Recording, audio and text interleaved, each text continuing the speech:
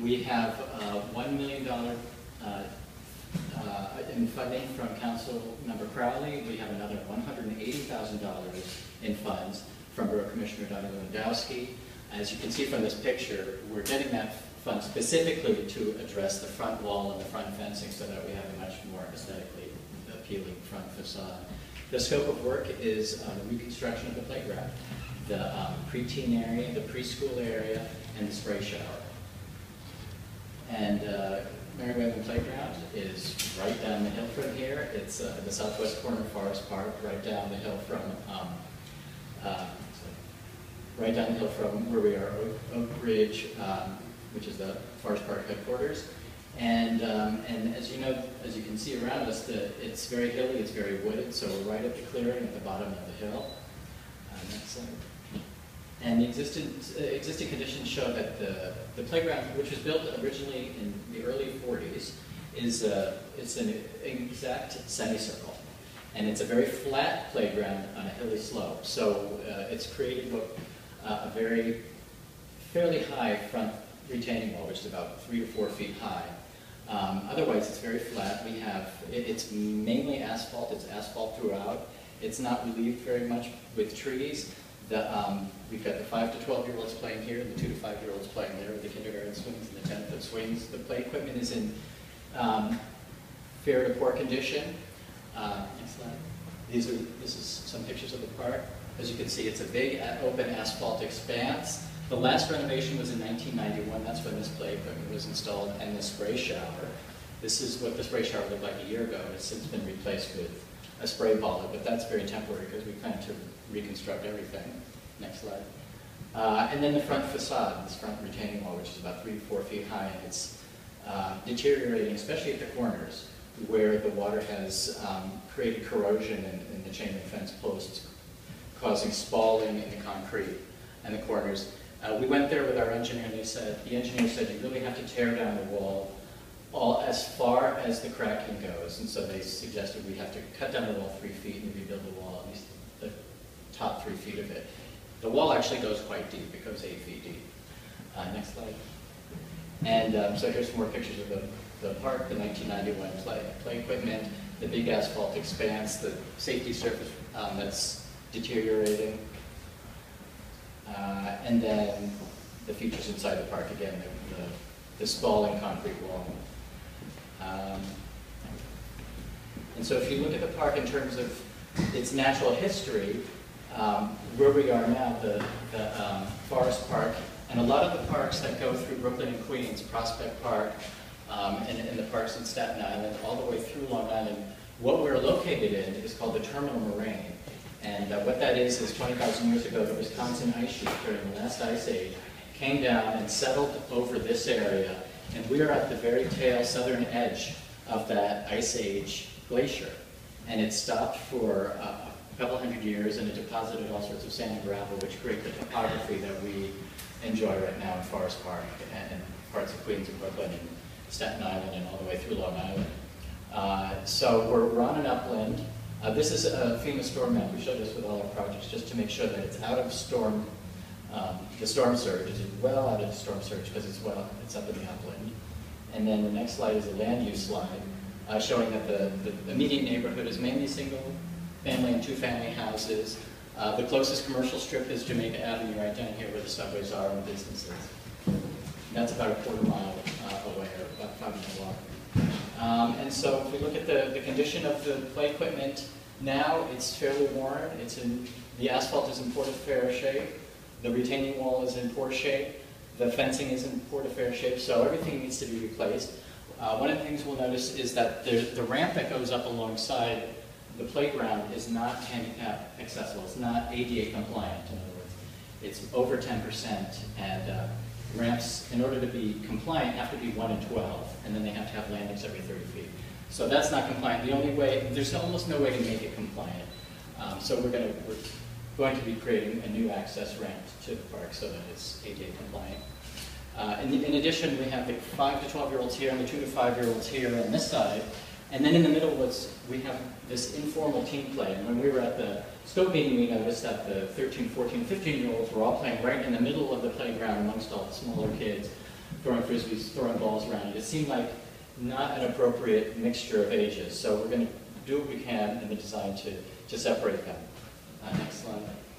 So our design goals here are to provide a handicap access ramp that's ADA compliant, to increase the play value while meeting the contemporary safety standards. A lot of the safety standards from 1991 have been expanded. The safety zones for the swings are much larger now than they were back then, so we're going to have to comply with that.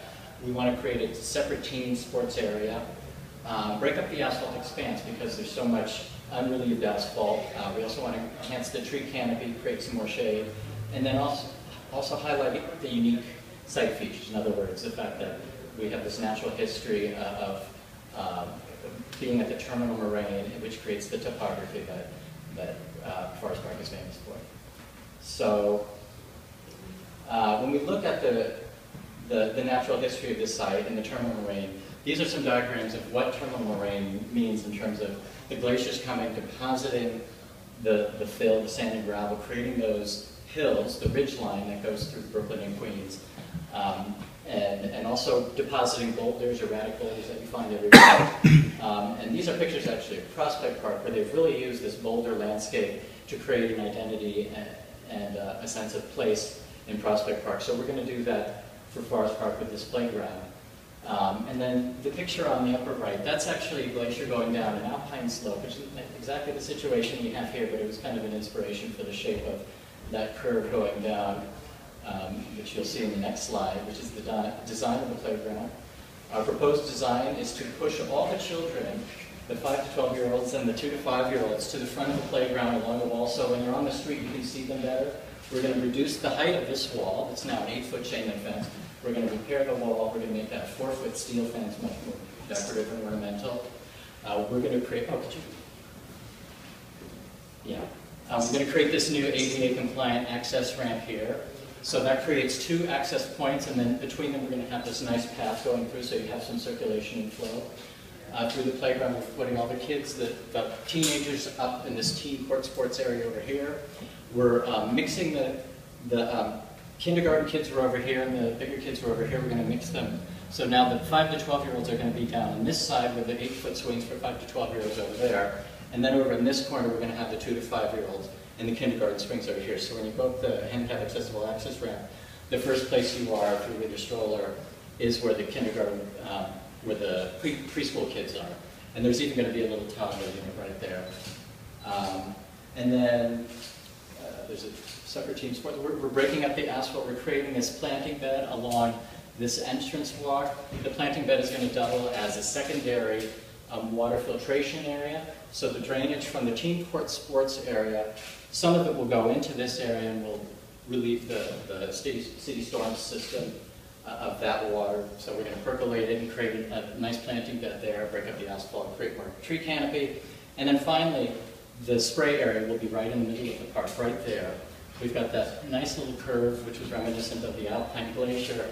And then we're going to line it with these boulders. The boulders are going to have spray features, so the sprays are going to come out of the ground. We're also going to come out of the boulders.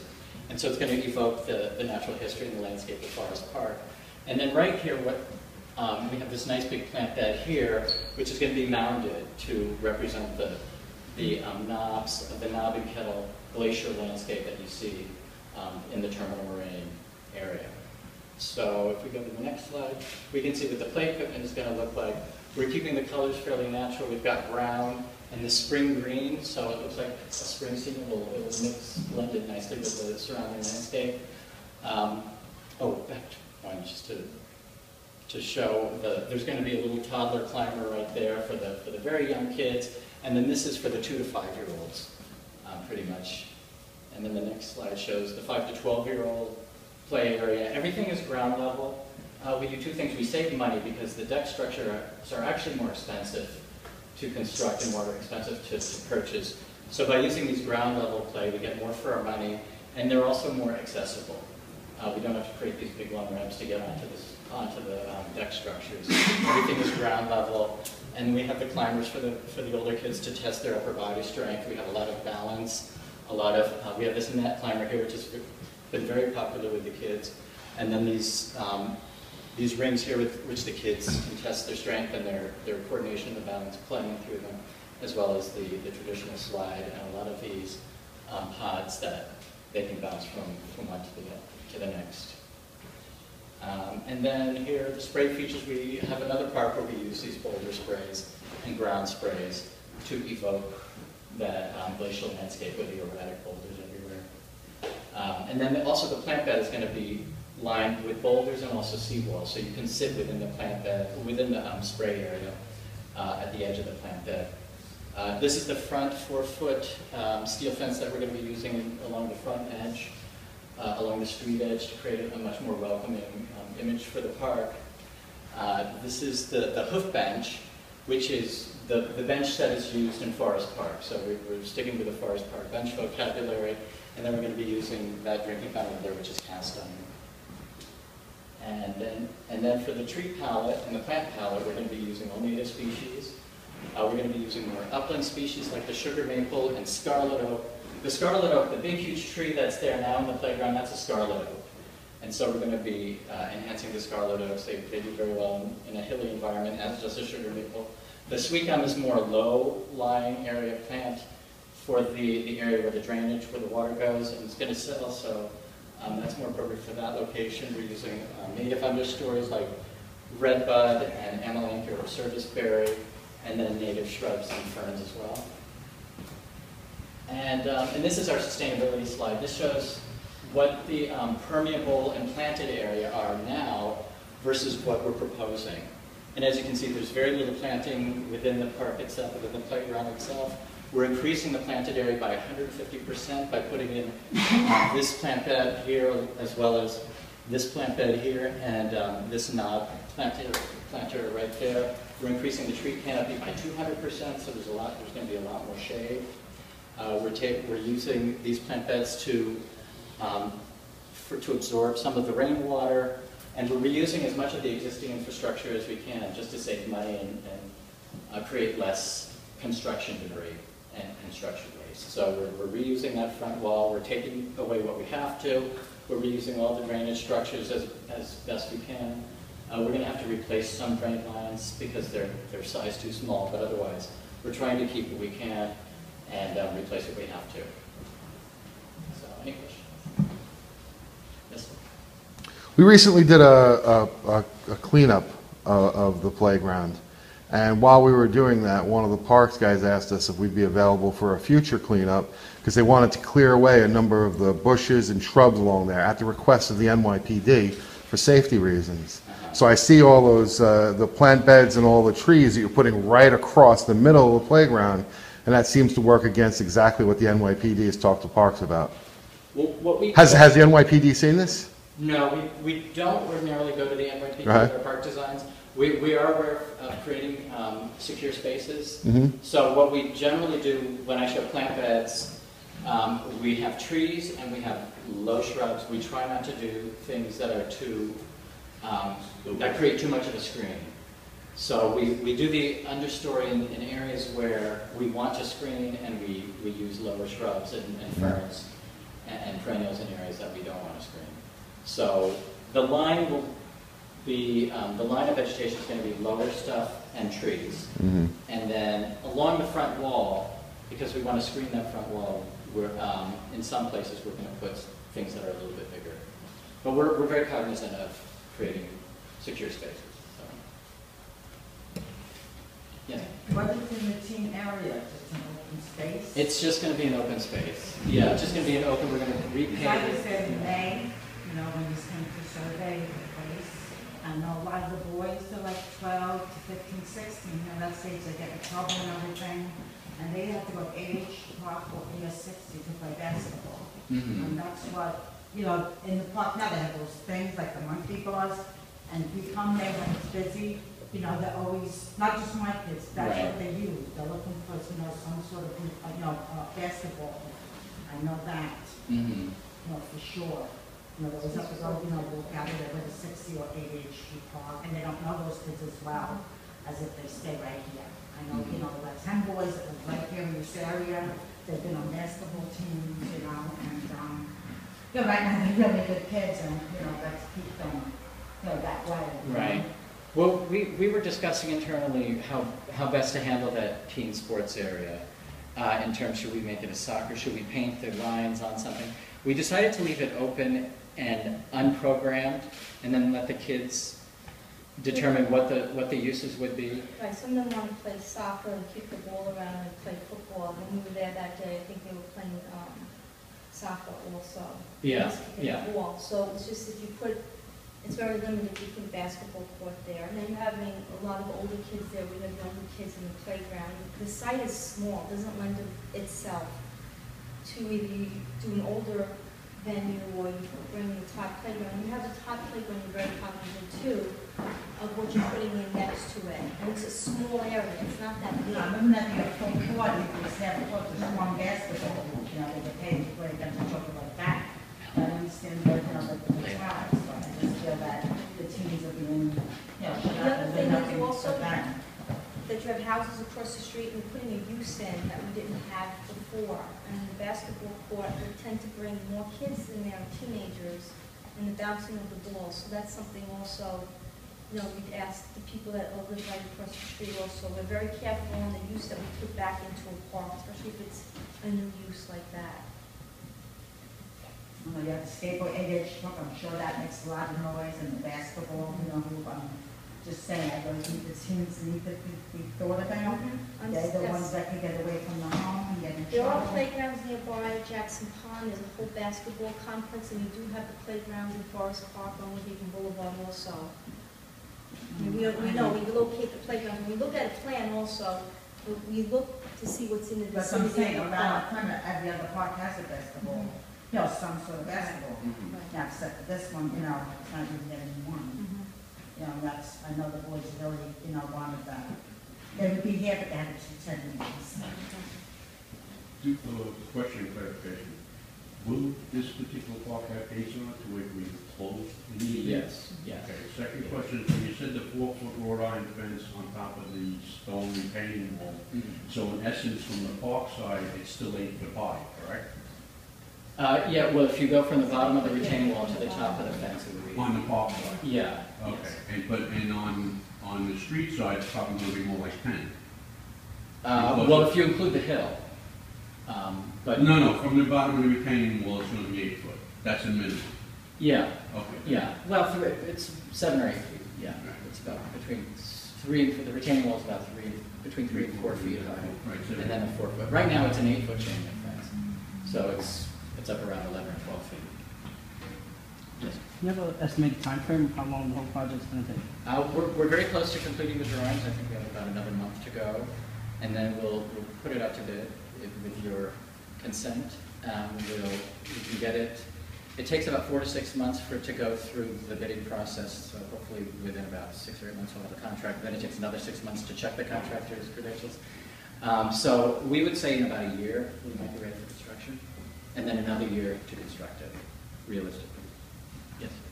We're with the Woodhaven Residents Block Association. One of the comments we've heard from a lot of residents talking about this playground is that there isn't a bathroom. In fact, when we did that cleanup and we were coming here with a bunch of people, we were told by the Forest Park administrator we really should rent a porta potty for the day. So there is a recognized need for a bathroom. I understand that that's not in the plans for this. That's not But- saying in the future you can't. Well, You just have to- I know, but it doesn't seem like the plans have really left any space for one, is what I'm saying. If a porta potty might be perhaps put on this corner here. No. For a full bathroom. You know, there used to be a bathroom. Yeah. There was a bathroom right here, as a matter of fact, and it was torn down. So it would probably most likely go back in the teen courts area. Then it would just. I have a question I want to answer. Okay. Is this going to be under the maintenance of regular parks, or is this going to be under maintenance of Forest Park? No, it's Forest Park is parks. Not only do they maintain. Yeah, but it's not going to be Forest Forest Park management, like the carousel area and like. No, it's not. Okay, It's so actually strictly it's a park. Okay. Just to follow up on Jim's question, he was talking about the size of the wall. I didn't really quite understand the answer. From the inside of the park, you're talking there's going to be a 4-foot gate? Yes, the gates are at grade here and here. Do you What- have any? So this. The front, I'm talking about the front along Park Lane South. There won't be any gate along the front, it will be a fence. but- Right, a fence. Yeah. But how tall is that fence gonna be? The fence itself is 4 feet, so it's about up here. So a little kid climbs over it, he's going straight down, how far? That would be about 7 feet, seven Okay. feet. It's 4 feet. That'll do on it. top of the retaining wall. The retaining wall is 2-3 feet. Right, and then a 4 fence over, so about 7 feet down. Yeah, Okay. but what we consider a safe railing when there's a drop-off of greater than 18 inches is 3.5 feet. So we go up to 4 feet.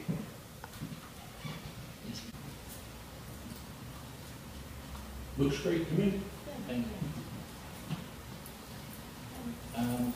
But, I mean, normally at a community board meeting, we ask for a motion to approve the design. Are you Letter of comfortable doing support. that at this point? If we can get something. Yeah, I'm sure Parks will, what's called, Parks Committee on the board Okay. will make it, and actually they'll probably ask you to come and make the presentation itself, you know, maybe if you have the time or whatever, if that's, you know, with the Norman, like you're aware of that, you know. Richard chairing your committee? We've had a lot of changes. So anyway, well, I'm sure Richard will mention it tonight. If you don't, I will. And the neighborhood has always said, you know, let's renovate, let's do something with it. I mean, it took us a little time to get the carousel, we got it. This is an excellent layout and design. I don't think anybody would be against it. As far as comfort station, that would be a great thing, but like you say, we don't want to slow down progress. It's something that can only be added, even if it's a temporary porta potty or something like that. That can be, you know, the main thing is get something done so the children can utilize it, regroup it like they did to, you know, keep the age zones separated or whatever. I mean, I think it's phenomenal. I really do. It's what's needed, and as long as anybody don't throw a monkey wrench and changes, like you say, it's very possible to start working about a year, you said? Mm-hmm. So that's what I think the objective would be at this point. Thank you very much. Thank you. Thank you.